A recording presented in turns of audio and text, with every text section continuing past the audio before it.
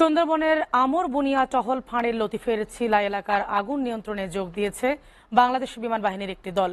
Helicopter থেকে পানি ছিটাতে শুরু করেছে। এরই মধ্যে অন্তত 4 একর বনভূমিতে ছড়িয়ে পড়েছে আগুন। গঠিত তদন্ত কমিটিকে 7 কর্মদিবসের মধ্যে প্রতিবেদন দিতে বলা হয়েছে। সকাল থেকে 2 দফায় হেলিকপ্টারে করে ঘটনাস্থল পরিদর্শন করে বিমান বাহিনী। পাশাপাশি ফায়ার সার্ভিসের কর্মীদের কাজে সহযোগিতা করছে বন বিভাগ, স্বেচ্ছাসেবক নৌবাহিনী, কোস্টগার্ড, পুলিশ, উপজেলা প্রশাসন, জনপ্রতিনিধি সহ স্থানীয় লোকজন। আগুন এখন অনেকটাই নিয়ন্ত্রিত অবস্থায় আছে বলে জানান মোরেলগঞ্জের উপজেলা নির্বাহী কর্মকর্তা। ইউএনও বলেন, ভোলা নতুন এলাকায় যাতে আগুন ছড়িয়ে পড়তে না পারে সে ব্যবস্থা করা হয়েছে। নদী থেকে অন্তত 2 কিলোমিটার দূরে আগুনের উৎসে সকাল থেকে পানি ছিটানো হচ্ছে। বন বিভাগের চাঁদপাই রেঞ্জের সহকারী বন সংরক্ষক রানা দেবকে প্রধান করে তদন্ত কমিটি গঠন হয়েছে। শনিবার রাতে বনে আগুন লাগে।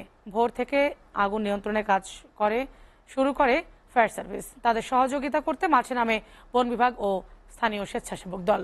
পাশাপাশি যোগ দেয় কোস্টগার্ড ও নৌবাহিনীর 2টি আলাদা দল।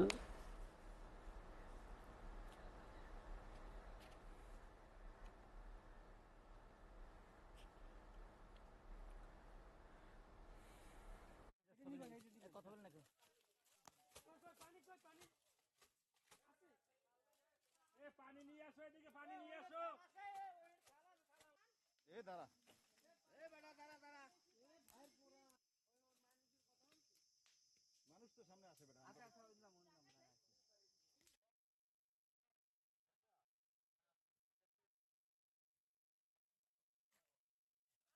আবার জ্বলছে। এই বিষয়ে আরো বিস্তারিত জানাতে সরাসরি যুক্ত হচ্ছেন আমাদের সহকর্মী পার্থ চক্রবর্তী।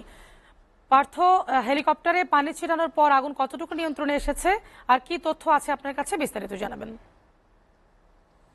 রূপা, আপনি যেমনটি বলছিলেন, আসলে সুন্দরবনে আগুনের যে ঘটনা, এটি একটি মারাত্মক ঘটনায় রূপ নিয়েছে।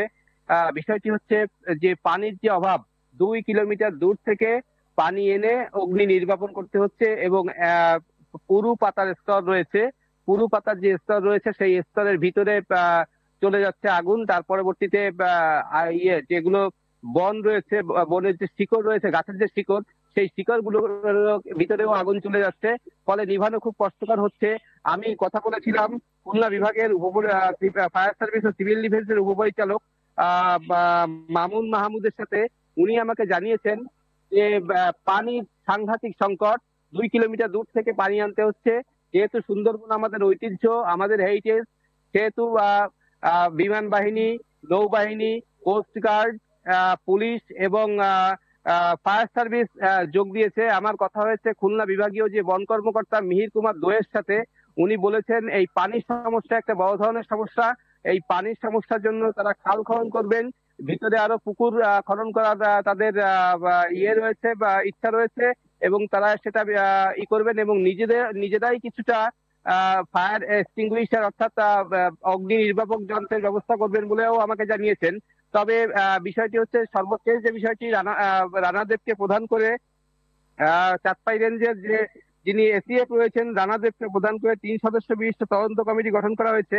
এই কমিটিকে 7 কার্য দিবসের ভিতর প্রতিবেদন দিতে বলা হয়েছে এবং আজকের মতো এবং 12টা 30 থেকে হেলিকপ্টারে করে পানি দেওয়া হচ্ছিল আগুন নিয়ন্ত্রণে আনার জন্য। আগুন কিছুটা নিয়ন্ত্রণে আসলেও এখনো বলতে পারছেন না যে আগুন নিয়ন্ত্রণে আসছে। তবে আজকের মতো যেহেতু সন্ধ্যা ঘনিয়ে আসছে, বন্যপ্রাণী এবং পানির সংকট, সে কারণে আজকের মতো নির্বাপন কার্যক্রম স্থগিত করা হয়েছে। রূপা। পার্থ, আপনাকে ধন্যবাদ।